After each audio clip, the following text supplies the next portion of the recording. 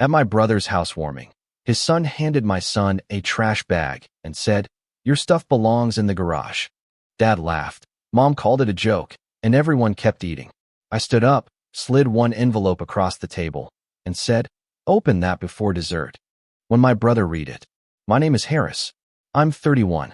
I need to tell you about both of them because the boys are the reason this happened and the boys are the reason it matters, and if I just told you about the money you'd miss the part that keeps me awake." My son Benji is 8.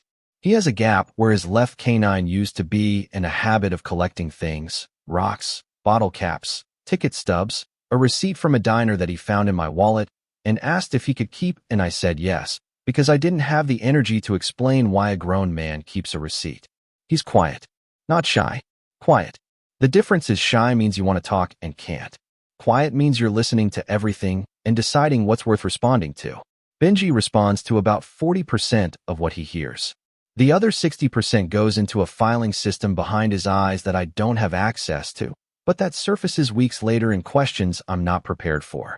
My nephew Parker is 13. He has his father's jawline and his father's volume and his father's way of entering a room like the room was waiting for him. 5 years ago, Parker and Benji were inseparable. Sleepovers every other weekend. Video games until midnight. Backyard football, where Parker let Benji play quarterback because Benji was small and Parker was generous and nobody had taught either of them, yet that generosity in this family comes with an invoice. Then my brother Wade bought a house. $410,000. And Parker started at a private school. $16,800 per year. And the gap opened. Parker canceled sleepovers. Stopped texting Benji back.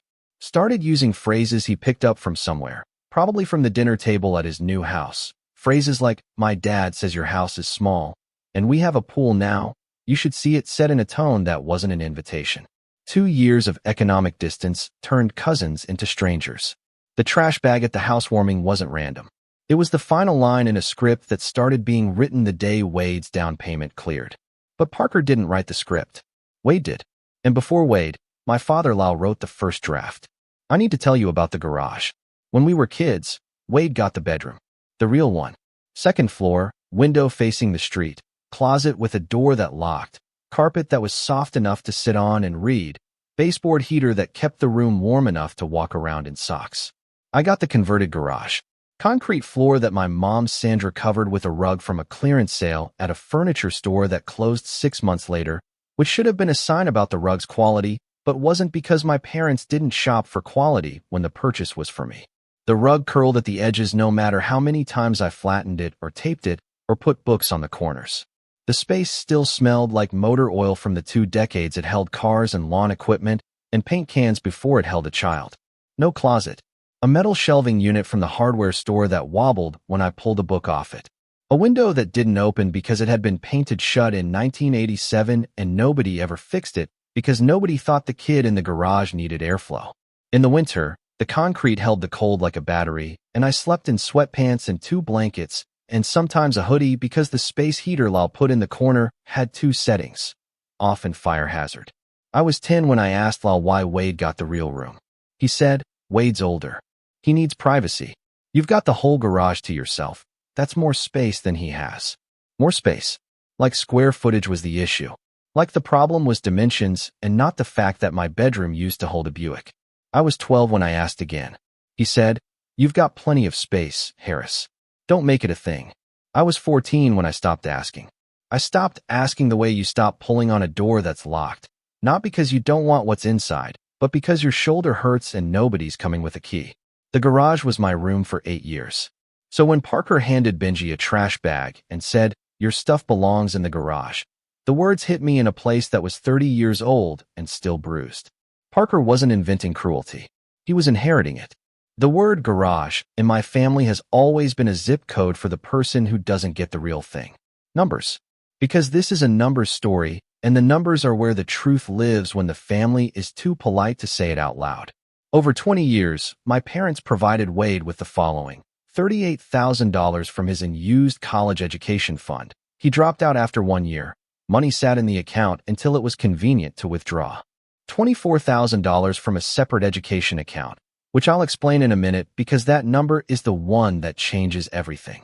$15,000 for a business startup that never started and was never repaid. A used Honda Accord worth approximately $8,000, gifted when Wade was 22. 3 separate loans of $3,000 for $1,500 and $4,500 that were never discussed again after disbursement.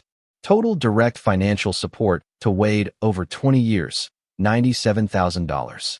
Over the same 20 years, my parents provided me with a $200 check at my wedding and the use of Lyle's truck for one weekend to move into my first apartment. Total, approximately $200 and a borrowed truck. The ratio is $97,000 to $200. I'm not a mathematician, but I don't need to be. The Christmas pattern extends to the next generation. Last year, Lyle and Sandra gave Parker a gaming laptop, $1,400, new Nike Air Max, $180, and a drone, $320. Total, $1,900. They gave Benji, and I'm going to be specific because the specificity matters, a board game, Clue, $18, and a $25 gift card to Target. Total, $43. The ratio between cousins at Christmas, $1,900 to $43. Parker opened a laptop. Benji opened a board game missing one of the weapon cards, which I discovered later and which feels like a metaphor I didn't ask for. 2 years ago, I asked Lyle for help with a $6,000 roof repair. Water was coming through the ceiling in Benji's room. Actual water, dripping onto his bed. We had a bucket on the mattress for 2 weeks while I figured out financing. Lyle said, "You need to learn to handle your own expenses, son. That's how you build character." I handled it. I took a personal loan at 11.4% interest from a credit union that required 3 pay stubs and a reference, and I paid it off over 14 months of $460 payments that I felt in my grocery budget every single week. 6 months after that conversation, Lyle co-signed an $18,000 line of credit for Wade's kitchen renovation. Granite countertops, subway tile backsplash, a farmhouse sink that cost $1,100 because apparently sinks need to have aesthetics now. $6,000 to keep rain off my son's bed, build character. $18,000 for Wade's kitchen Instagram, co-signed with a handshake and a smile. I didn't know about the co-sign until 3 weeks before the housewarming, but I'll get to how I found out. I also found, while digging through the bank records, a third account that had been drained. It was labeled Family Vacation Fund, started by Ruth, intended for annual family trips that would include everyone, both brothers, both families, all the grandchildren. Balance at Ruth's death, $11,200. Current balance, $340. Withdrawals tracked to Wade's account over 18 months. Wade used the Family Vacation Fund, a fund designed by a dead woman to bring the family together once a year to furnish his new house. I did the math on one specific purchase. The dining table in his new home cost $2,400. The dining table where he served the housewarming dinner, where 14 people sat, where Parker walked the length of the room to hand Benji a trash bag. That table was purchased with money from a fund Ruth created so the whole family could sit together somewhere. The irony doesn't need me to explain it. It just sits there being itself. 6 months before the housewarming, Benji invited Parker to his birthday party. Small party. 8 kids. Backyard. Tessa made a cake shaped like a soccer ball because Benji is in a soccer phase that I hope never ends because it's the only phase he's had that involves running instead of collecting. Parker came. He brought a gift bag. The bag was empty except for a folded piece of notebook paper that said, "I owe you," in Parker's handwriting. Not a joke I owe you.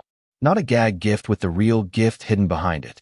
Just an empty bag and 3 letters from a 13-year-old who learned from someone that Benji wasn't worth the effort of a real gift. Wade thought it was hilarious. He said, "He's 13, relax." Kid humor. Tessa said, "It's not humor. It's mean." Wade said, "You're being sensitive." The IOU is still in Benji's closet. He keeps things. Last year at Thanksgiving, Lyle asked the grandkids to say what they were thankful for. Parker said, "My new school and my new room and my dad's pool." Benji said, "My rock collection." Lyle laughed at Parker's answer. He nodded at Benji's. Laughing versus nodding. That's the temperature difference between the 2 grandchildren in one interaction. Parker gets the laugh. Benji gets the nod. Wade got the bedroom. I got the garage. The pattern doesn't evolve. It just changes sizes. Now, The $24,000. 3 weeks before the housewarming, Lal asked me to help him set up online banking because Lal treats technology the way some people treat spiders, with suspicion and occasional screaming.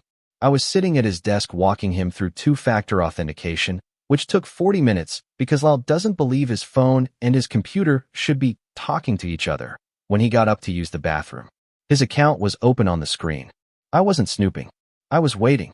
But the transaction history was right there, sorted by date, and I saw two lines that didn't make sense. Withdrawal. Education, B. Holt.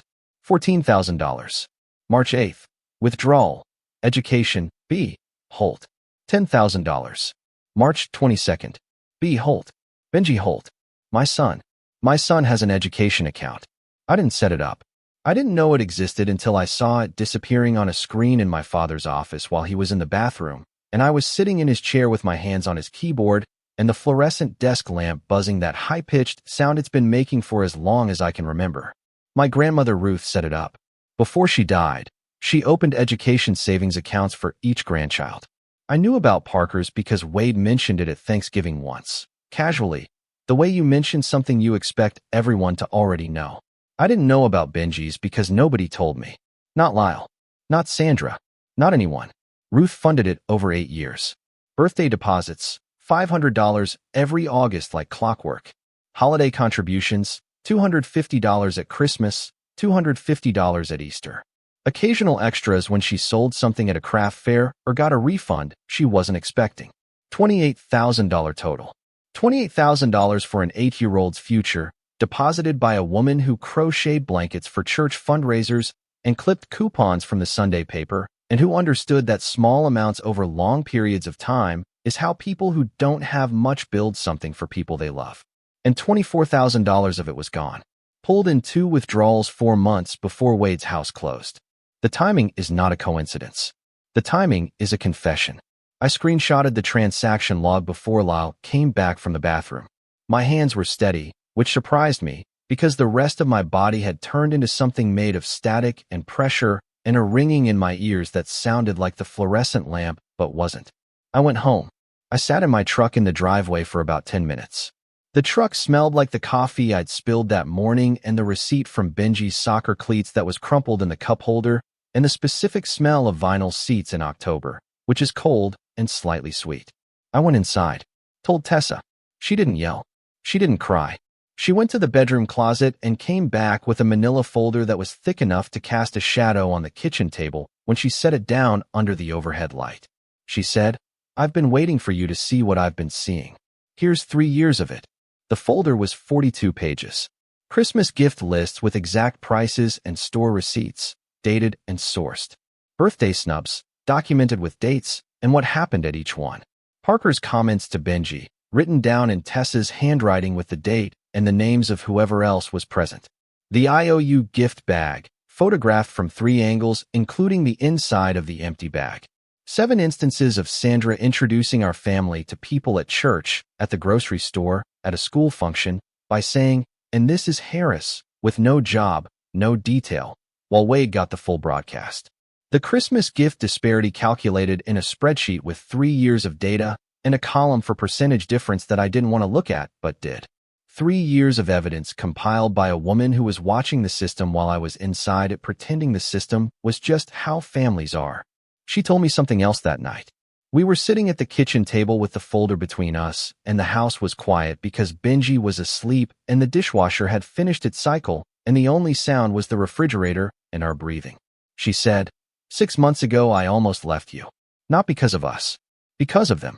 I watched your parents treat our son like a line item they forgot to budget for, and you kept smoothing it over and saying that's just how they are, and I could not watch Benji learn that being invisible is something you're supposed to accept." She said it looking at the table, not at me, and her voice was steady, and that made it worse because steady meant she'd practiced saying it, and practicing meant she'd been carrying it long enough to rehearse. I didn't sleep that night. I lay in bed listening to Benji breathe through the wall. That soft sound. That 8-year-old frequency that means the world is okay. And I thought about how close I came to losing the person who was standing between my son and a family that thought a folding chair and a $25 gift card was enough. While cleaning out a storage unit that week, Tessa found a letter from Ruth, written before she died. It listed the education accounts by name, by number, by amount. And at the bottom, in her handwriting, the same slanted cursive she used on 40 years of birthday cards, she wrote, "These are for school and only for school. Tell your father I said that." Ruth saw it coming. She put the money in trust for the grandchildren and wrote a warning to the generation between them because she knew her son. The same way Benji's great-grandmother knew Lyle, Parker's great-grandmother knew him too. And she was right. I put the letter in the envelope, behind the bank statements. Tessa put the envelope on the kitchen counter the morning of the housewarming, next to my car keys. She said, "You don't have to open it, but you need to have it. Because if something happens at that party that crosses the line, you need to be holding the truth, not wishing you'd brought it." I looked at the envelope. I looked at Tessa. I picked up both and walked to the car. The housewarming. Wade's house. $410,000. 14 guests. Catered. The dining table seats 12. Wade and Kristen at the heads. Lyle and Sandra in the honored positions, center of the table, wine already poured. Harris and Tessa at the far end. Benji between two adults he didn't know. Parker at the other end, next to Lyle, in a chair that matched the table. Our chairs matched too. Except there were only 11 matching chairs and the 12th was a folding chair from the garage that Benji sat in. A folding chair. From the garage. For the kid whose college money built the room, he wasn't given a real seat in. Wade gave a house tour before dinner. Every room showcased. When they got to the guest room, Wade said, "This is for when Mom and Dad visit." Tessa said, "Is there a room for us when we visit?"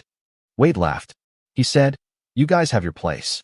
This is more for, people who need to stay over." The guest room had a queen bed, matching nightstands, and framed botanical prints. It was designed for Lyle and Sandra, not for the brother whose son's $24,000 paid for the foundation they'd be sleeping above. Before the meal, Lyle stood up. "Glass of red wine," he said, "to my son Wade, who worked hard and earned this. We're proud of you, son." He raised the glass. The table raised glasses. I raised mine because not raising it would have been a scene, and I wasn't ready for a scene yet. But the word earned lodged in my throat like a bone. Wade earned a house funded with $62,000 in redirected family money. $24,000 of it from an 8-year-old's education account set up by a dead woman who specifically said, "For school and only for school." Lyle used the word earned the way some people use the word organic on packaging that came from a factory. Technically printable, functionally false. Then Parker stood up. He was at the far end of the table, near Lyle, in one of the matching chairs, the real ones. He pushed his chair back with a screech that made Sandra wince. He walked the full length of the table, past 12 seated adults who were buttering rolls and complimenting the catering and talking about the kitchen renovation like the granite was a religious experience.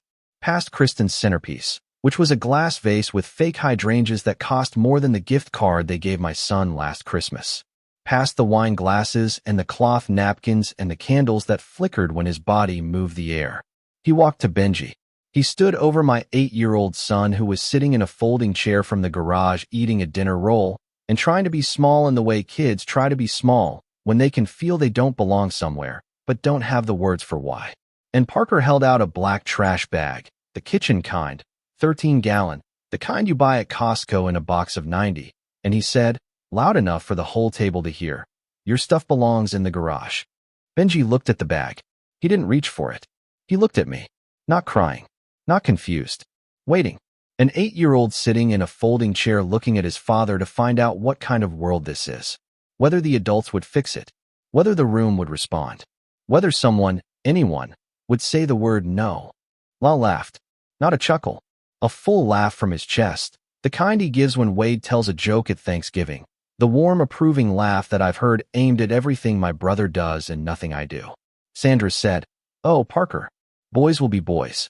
She said it while reaching for her wine glass like the sentence and the sip were part of the same motion. Wade cut his steak. He didn't look up. Kristen adjusted a napkin that was already straight. 12 adults. 14 if you count the 2 at the far end, who didn't matter. Not one person at that table said, "Parker, that's not okay." Not one person looked at Benji. Not one person took the bag. Tessa's hand found mine under the table.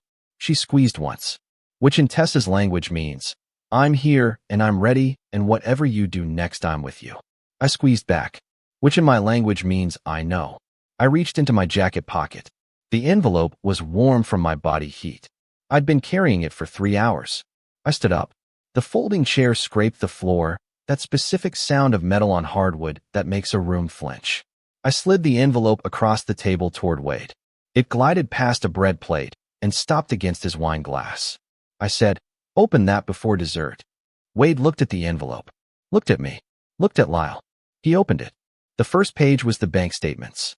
The $24,000 in withdrawals from Benji's education account. B. Holt. March 8th and March 22nd. Wade read it. His face didn't change immediately. It took about 4 seconds. Then the color left his cheeks the way water leaves a bathtub, slowly, and then all at once. The second page was Tessa's summary. 20 years of financial disparity in one clean document. $97,000 to Wade. $200 to Harris. The numbers laid out like a tax return for favoritism. The third page was Ruth's letter. The handwriting everyone at the table recognized because she wrote birthday cards in that slanted cursive for 4 decades. These are for school and only for school. Tell your father I said that. Sandra read it over Wade's shoulder. Her hand went to her mouth. Lyle was sitting 3 seats away, and he could see the handwriting from where he was, and his face didn't go pale. It went still. The stillness was worse than pale. Pale means the blood left. Still means everything stopped. The room was silent. Not quiet. Silent. The candles flickered because someone's breathing had changed and the air current shifted. Wade spoke first. He said, "I didn't know about Benji's account. Dad handled the money. I just took what was offered." I said, "You took $62,000 and didn't ask where it came from." He said, "It was family money." I said, "Benji is family. His account was family. You're sitting in a house built on a kid's college fund, and your son just handed that kid a trash bag. What part of this is family?" Wade didn't answer. Kristen stood up and walked to the kitchen. She didn't come back for 20 minutes. Sandra tried. She said, "This isn't the time or place, Harris. This is your brother's party." I said, "You're right. It's a party celebrating a house paid for with my son's education money. When is the right time, Mom? Should I schedule something?" Sandra looked at Lyle. Lyle looked at his plate. Sandra said, "Your grandmother would have wanted the family to stay together." I said, "Grandma wanted the money to go to school. She wrote it down. You're holding the letter." Sandra put the letter down like it had a temperature. I looked at Lyle. I said one sentence. "Did you think I wouldn't find out? Or did you think I wouldn't care?" He opened his mouth, closed it, opened it. Nothing. The silence was the answer. He thought I wouldn't care. He thought the garage kid would take the garage forever. He thought I'd keep smoothing, keep nodding, keep showing up with wine and gratitude and my son on a folding chair, and that I'd swallow whatever they served, because swallowing is what I've done for 31 years, and why would he expect a different meal now? Parker was at the end of the table, 13 years old, watching his father read documents and his grandfather stare at a plate. Benji was next to me, still holding the trash bag. Nobody had taken it from him. Parker looked at the bag in Benji's hands, then at the papers in his father's hands. His face changed. Not shame exactly. The beginning of it. The first frame of a movie that takes years to play out. He's 13. He doesn't have the vocabulary yet, but he can feel the architecture of the room collapsing, and he knows his family built it, and he's standing inside it. We left before dessert. Benji carried the trash bag to the car. I didn't take it from him because he didn't offer it, and I've learned that Benji processes things by holding on to them. Tessa drove. I sat in the passenger seat and watched the neighborhood pass. The houses with their lights on and their families inside them and their mysteries between the walls, and I didn't say anything for about 15 minutes. Tessa said, "You okay?" I said no. She said, "Good. You shouldn't be." She drove us home. The aftermath moved fast. Within a week, Tessa sent a formal letter drafted by a family law attorney, a woman named Garza who wore her reading glasses on her head and had a framed photo of her twins on her desk, and who read Ruth's letter and said, "Your grandmother was a smart woman." The letter demanded the $24,000 be returned to Benji's education account within 60 days. It cited the designated beneficiary as a minor, the withdrawal as unauthorized for non-educational purposes, and Ruth's handwritten directive as evidence of donor intent. Lyle hired a lawyer. His lawyer reviewed the file, Ruth's letter, the account terms, the withdrawal records, the timeline mapping the withdrawals to Wade's closing date. He told Lyle, according to a cousin who heard it from Sandra crying in her kitchen, return the money. You do not want this in front of a judge with that handwriting on the table. Lyle started returning it in monthly installments of $4,000. Each payment arrives on the 15th. Each one is a deposit into an account that a dead woman started with birthday envelopes and Christmas checks because she believed that consistency over time could build a future for a boy she would never see graduate. The family found out the way families always find out, through kitchens and phone calls, and the inability of anyone over 50 to hold a secret that involves dollar amounts. An aunt, Sandra's sister, called me and said, I knew your parents favored Wade. Everyone at Thanksgiving knew. We talked about it after you left the room. But I didn't know they were paying for it with the children's money. That's not favoritism, Harris. That's theft with a family discount. Lyle's brother called Lyle directly. I heard about it from Sandra. He said, you raided a dead woman's gift to an 8-year-old to put a down payment on a house for the son who already got everything. Mom would have never spoken to you again, and you know it. 3 family members stopped speaking to Lyle. 2 called to apologize to me for not seeing it sooner, which is the polite version of I saw it and didn't say anything, and I'm sorry about the second part, not the first. Sandra tried to organize a family sit-down. Tessa declined and said, the last family gathering ended with our son holding a trash bag. We'll pass. Wade's house started showing cracks. Not structural. Financial. Mortgage, $2,840 per month. His salary, $72,000. Take home approximately $4,600 per month. After mortgage, utilities, insurance, Parker's private school tuition at $16,800 per year, $1,400 per month, and a car payment on a truck he bought 6 months before the house, because Wade buys things in the order he wants them, not the order he can afford them. Wade has about $380 per month for food, gas, and everything else. He'd been relying on Lyle's quiet monthly support to bridge the gap. A few hundred here, 1,000 there. Quietly. The way Lyle has always funded Wade, in amounts just small enough to not require a conversation. With the family in crisis and Lyle's money now flowing toward Benji's account at $4,000 per month, the bridge collapsed. The $4,000 going to Benji's future was the $4,000 that used to keep Wade's present afloat. Within 2 months, Wade listed the house on Airbnb for weekends. $189 per night. The housewarming house, the one where Lyle raised a glass and said earned. The one where Parker walked the length of a table to hand an 8-year-old a trash bag, is now rented to strangers who leave reviews saying things like, beautiful home, feels like a family lives here. I saw the listing. Tessa showed me. 4 stars. The review is technically accurate. A family did live there. They just couldn't afford to.